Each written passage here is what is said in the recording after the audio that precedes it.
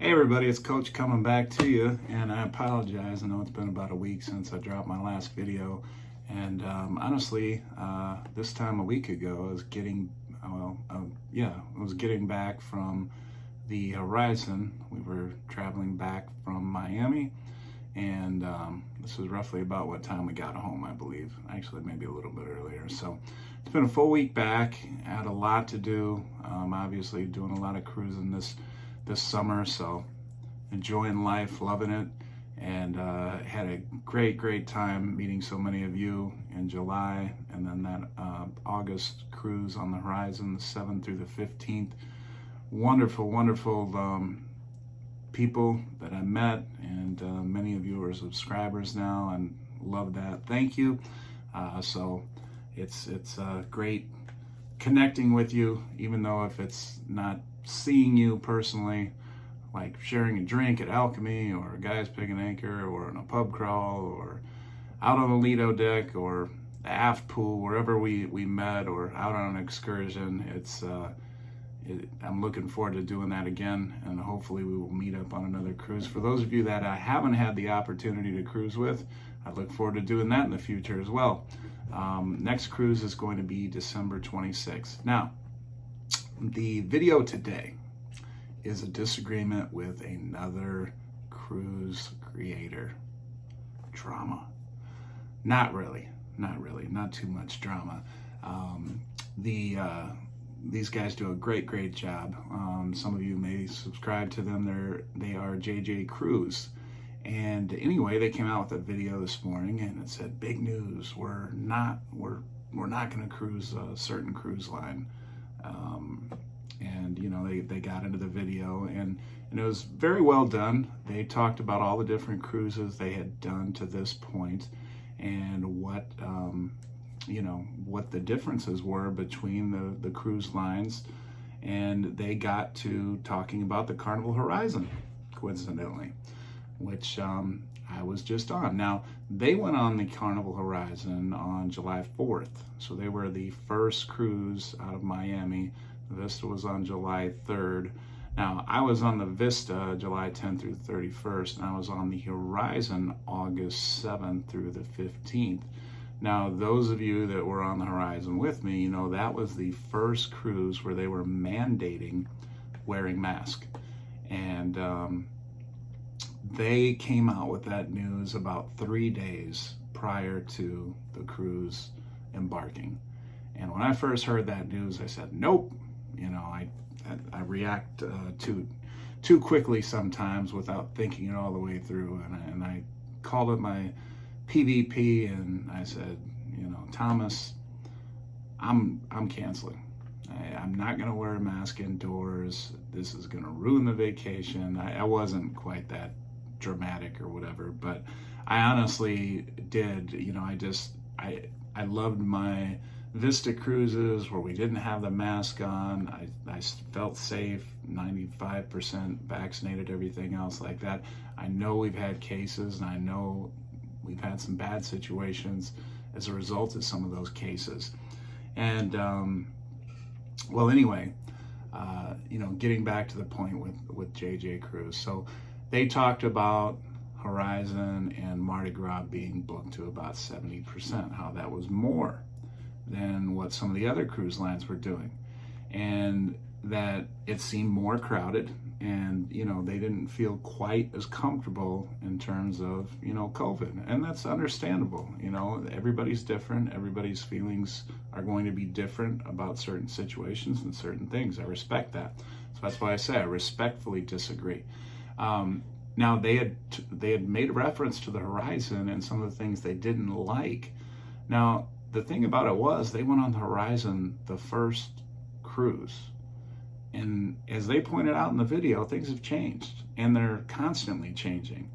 Now, one of the things they had talked about is some of the other cruise lines were, you know, had testing already in place. And one big difference is the cruise percentage of people was, you know, only like 50% on some of the cruise lines. So obviously that's going to make a big difference. One of the other understandable concerns they had is like in some of the entertainment venues, and I witnessed this myself because when the playlist productions on the horizon, I was very much interested in those because I love Celestial Strings. Put a video out about it. Soulbound, and what's the other one? Oh, Vintage Pop. So big fans of all three of those productions, and when we went, the place was pretty much packed, and there wasn't the social distancing. And to be honest, to back up JJ Cruz's point, most of the time when we were in the theater, they didn't say anything about wearing your mask. Most of the time. Sometimes they did, but most of the time, especially during the playlist productions, maybe I heard one announcement in reference to it.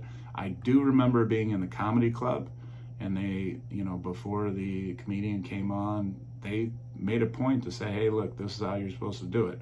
You have a drink in your hand, great, but when you take that drink, after you've had your drink, slide the mask back on. And they made a point about that.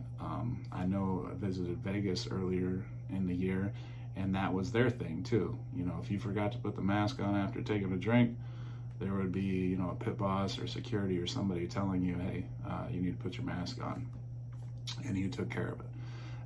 So, like I said, I do believe, though, that they will continue to get better about asking people to wear a mask if it becomes more and more of a problem. Now, they already, and the crews following mine, that's when testing was going to go into effect. So I know that's one of the things that they said made them feel more comfortable is the testing. Well, Carnival has it now. So you're going to have a 95% vaccination rate. You're going to have people tested, before they get on the cruise ship. Right now, it's within 3 days. Now, maybe that changes to on-site. Maybe. But it is going to be a thing that changes sometimes on a week-to-week basis, cruise-to-cruise basis. And that is why I would not fail to cruise on Carnival, is because they're doing just like what the other cruise lines are doing. And as a matter of fact, they were one of the very first to say, hey, we're going to go 95% vaccinated. And they took a lot of heat for that from a lot of the loyal cruise passengers that don't want to get vaccinated. So, they were kind of leading the way in terms of, how this should go. And so that's why I kind of, like I said, respectfully disagree with JJ Cruz on that. But gentlemen, JJ Cruz, J&J, that great content. And the reason I'm mentioning those two gentlemen is I think they're pushing for 20,000 subscribers, they said when I was watching the video, and that's amazing, that's great. And the reason they have that many is because they put out such great content. So I wanted you to be able to compare and contrast. So go check out that video that I made reference to. And if you could, also, in addition to maybe helping them get to 20,000 subscribers, if you could hit the subscribe button for me, because I got a lot less than 20,000 subscribers right now. So that would help me out a lot, and the like button's great too. But in the comments, if you do go and compare the two videos and my opinion versus their opinion, and tell me what you think. Tell them what you think. Are you more in line with my way of thinking that Carnival's doing a pretty good job, and they're changing and adapting to the times, and trying to keep us safe, but at the same time trying to keep things fun and run a business, obviously.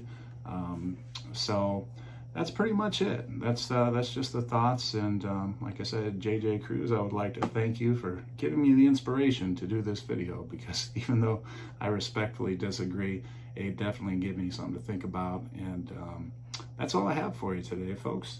And I look forward to seeing you tomorrow or the next day.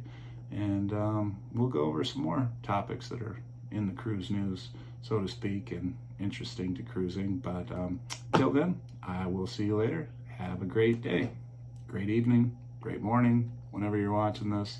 Great week. Take care.